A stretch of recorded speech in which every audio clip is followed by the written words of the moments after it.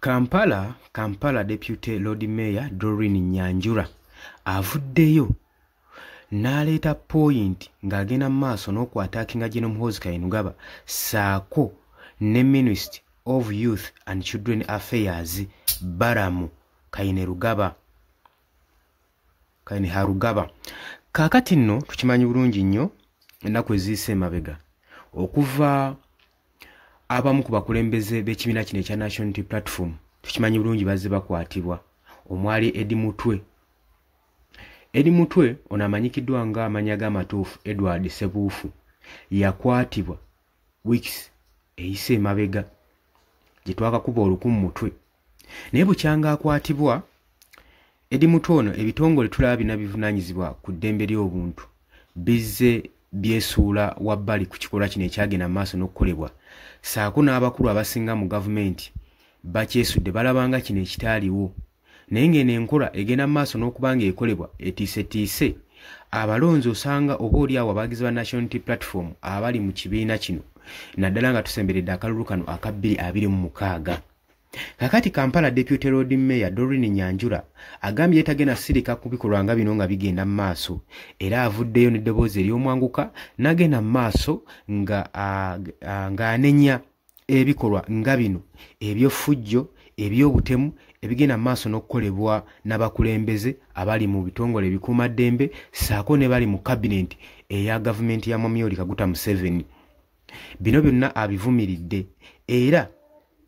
agenze maaso n'okwogera ebigambo bye ng'alagira ddala nti ali frustrated ku bikolwa ebigenda maaso n'okukolebwa era nga ye yeebuuza oba bannansi oba abakulembeze abali mu gavumenti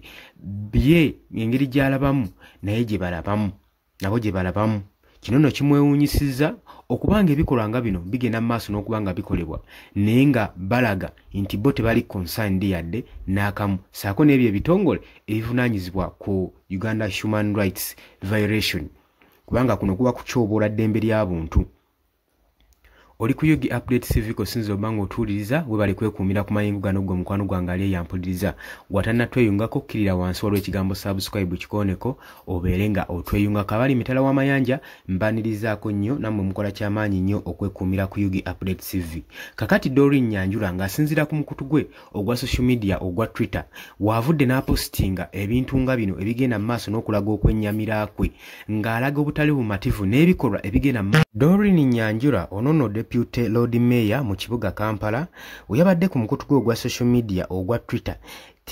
teyesigaliza yagenze maaso n'okwestioninga moralities saako ne legitiments eziri mu figures zino ebbiri ng'agamba nti nno bano balina obisasulira ebikolwa bye bakoze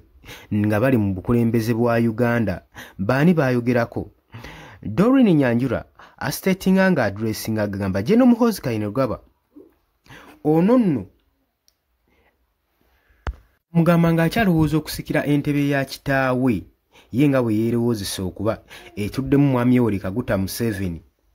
era ng'ayagala ku extendinga regimu yeeno esobole okuba ng'egenda mu maaso ebyasa n'ebyasa agenda mu maaso n'okuba nga aprovokinga n'ekibuuzo ekibuuza nti nno naye ddala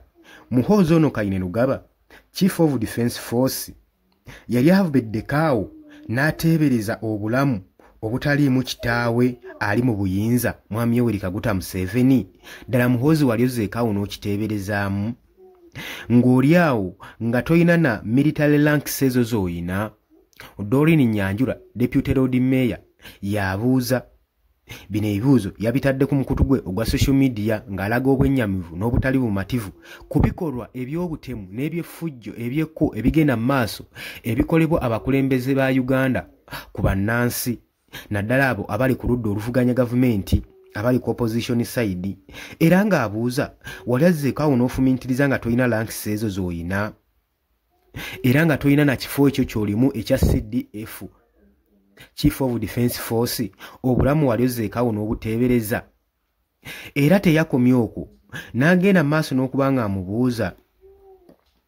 ng'agenda maaso n'okuba nga amukyalenjinga nti wali obeddekaawo n'oteebereza ku bakulembeze bonna ababaddeko ku bukulembeze ku ntebe zaabwe era nga balina essuubi ery'okusikiza famire zaabwe bwe bava ku buyinza engeri gye bikomekerezaamu nti ebyo byonna byonna byebabatuntuza bannansi babisasulira era ne ebikolwa ebyo byonna byonna bigenda maaso n'okukola bikolebwako embalirira. Doreen Nyanjula ayongedde okuba ng'abuuza Deputy Mayor ono era yagenze maaso n'okuraisinga serious question ensonga ishi ku kitongole oba ku nsonga ezikwatagana ne human rights ng'abuuza oba Muhoozi yali azzeekaawo n'alowooza obulumi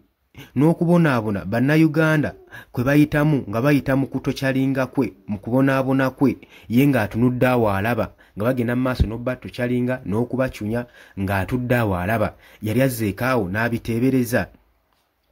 Yali azzeekaawo n'alowooza ku musaayi gwa bannayuganda gwayiwa ng'abatokyalinga.